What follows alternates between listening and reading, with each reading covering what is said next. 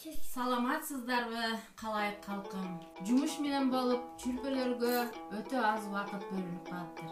Мына эми алардын кылык жоруктарына, жөндөмдөрүнө күбө болуп, чыныгы бакытты эми сезип отурамын.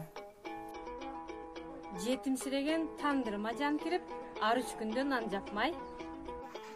Унутта калган тамактарды эске салып, үйдө отуруп балдарыма жупка, каттама, оромо мынты жасап жатамын.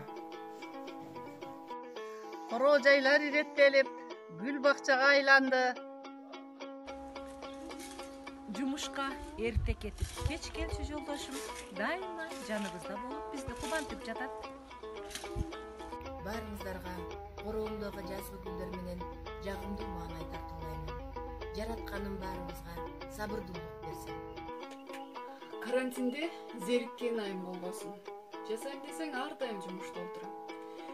Бул карантин эмес, бул үй бүлөнүн ынтымагын бекемдей турган учур. Биз Кадам чайдын айымдары бул илдетти үйдө болуу менен жеңебиз.